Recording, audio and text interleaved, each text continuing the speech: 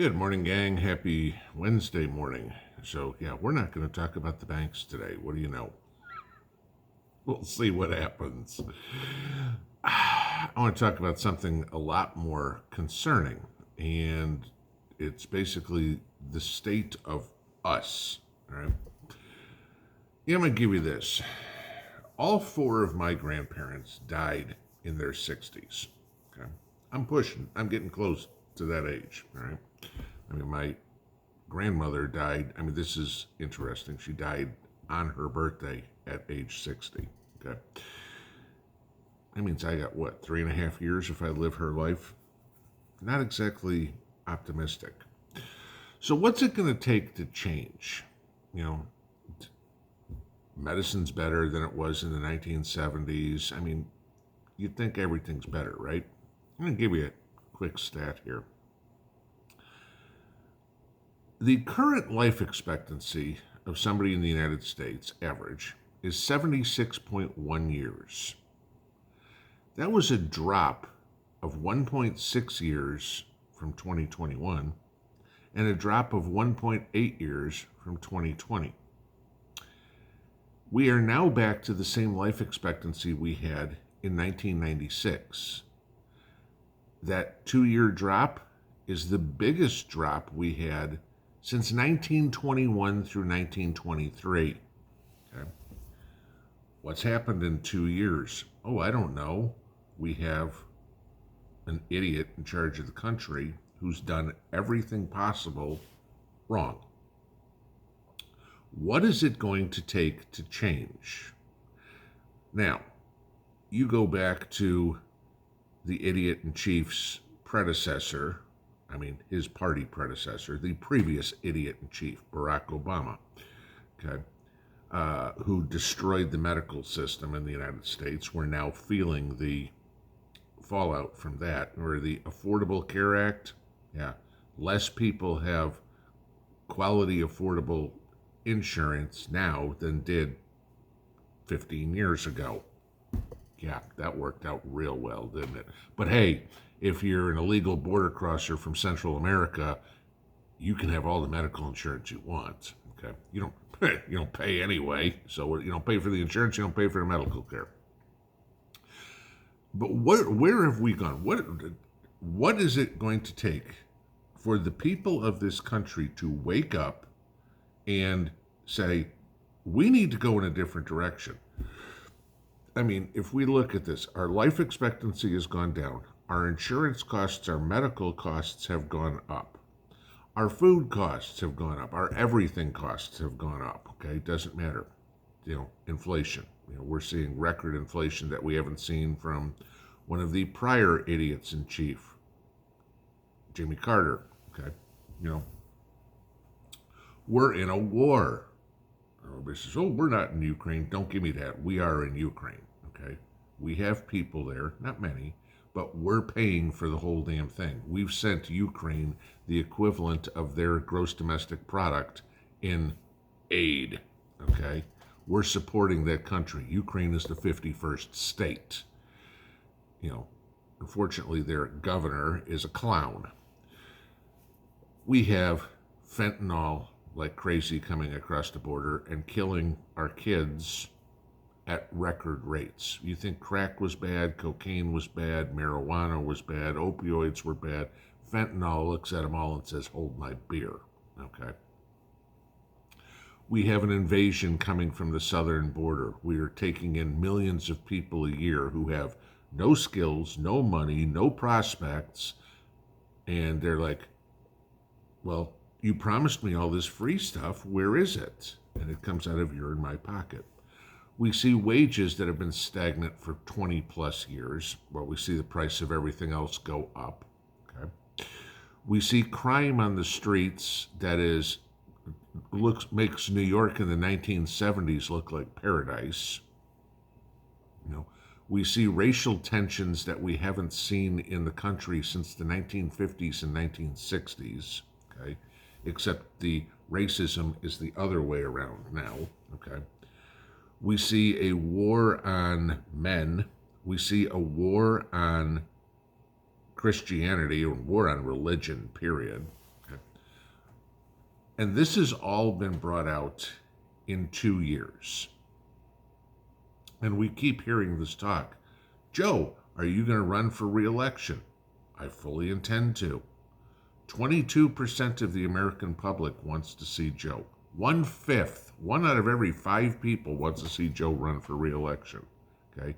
That should tell you that whoever runs against him, Mickey Mouse, okay, could feasibly get 78% of the vote. That would be the biggest landslide since, what was it, 1980, when the hell was it, 88, 84, 88, I forget which one it was where Reagan won, well, it was either 80 or 84, somehow.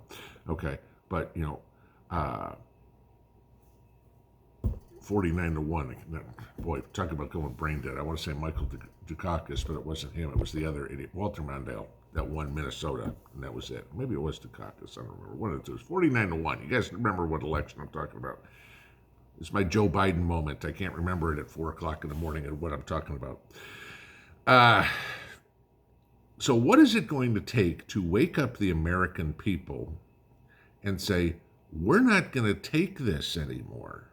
We want change. And I'm not talking about political change. I'm talking about ideological change on what it means to be an American and what it means to live in the United States.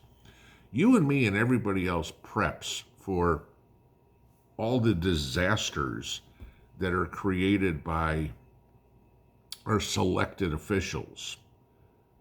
Why do we have to? I mean, we live in the greatest country ever created on the face of the earth, okay? Where everybody has opportunity, okay? Equal opportunity, not equity, not equal outcomes, nothing like that. Every one of us, from the moment we are born, has the opportunity to become the next Elon Musk or, richest man in the world, or, a heart surgeon, or a lawyer, get rich. We could be an actor, a songwriter, a singer, whatever the hell you want to be, okay? We all have that opportunity.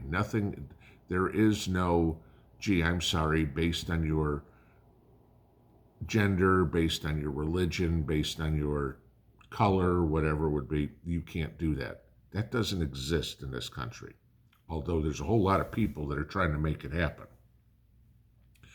I mean, we've got to the point now where we celebrate mental disease, okay? I'm sorry, I don't care how you slice this, but men cannot be women and women cannot be men. Does not matter. That is a mental disease. That is not a lifestyle choice, okay? We need to be getting these people mental help, not celebrating them and throwing parades for them, okay? What is it going to take to change this back to reality? I mean, we are living in bizarro world. Y'all know this. We shouldn't have to prep for financial catastrophe. That should be handled the 99% of the poorest people in this country live better than people in the rest of the world. Go take some of the poor people in the United States and drop them off in Uganda someday and say, okay, where would you rather live? Our homeless live better than some of these people, okay? Or most of those people. This is the land of opportunity. The problem we have is none of us are taking advantage of it. It's going to come to a point where something's going to give. My fear is it's going to turn bloody. It's getting more and more and more violent. Like I said, crime is off the rails here. You have BLM, Antifa, now the LGBTQ groups are starting to get violent. There was a Turning Point USA thing out at UC Davis the other day, and you had groups breaking windows to get into on UC Davis. I mean, California. Remember the days of the California hippies and everything. Free speech, free love, everybody's equal, all this sort of stuff. That ain't what these people believe now. They're like, okay, if you don't agree with us, we want to kill you. That's the belief of these people. This is what this country has come down to. Where do you put the blame on this? You can put the blame on this squarely on Democrats. Let's think about this. In my lifetime, the financial crashes we have had, okay, exorbitant inflation, whatever. Let's see, Jimmy Carter, Democrat, fixed by Ronald Reagan. 9/11, okay, can't really call that a political decision, but I will say that George Bush completely screwed the pooch with the weapons of mass destruction crap. Okay, so that was wrong. Barack Obama, the Great Recession. Okay, then say, oh, George Bush caused that. No, if you really go back to what caused that, that was the Democrats in Congress, and all you have to do is have a pulse to get a mortgage because, oh my God, we're discriminating against minorities to get a mortgage, so we've got to let anybody get one.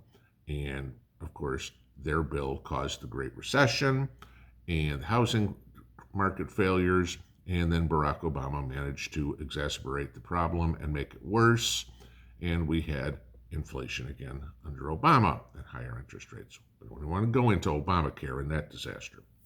So then we wound up with 4 years of good times where the country was getting back to normal under Donald Trump. In walks Joe Biden. Joe Biden's like, hold my beer. I'll get everything done at once. I'll screw everything up I can. I will leave you with one sentence, and this isn't quoted by me. Y'all know who this is quoted for. Never underestimate Joe's ability to fuck things up. Congratulations, Joe. You have done exactly what everybody expected of you. Now, it's up to us to undo everything this jackass has done. I'm just warning you guys because what's eventually going to happen is all those little freedom seeds that you have are eventually going to get used on something besides paper. That's what it's going to take to get this country back. Pinball out.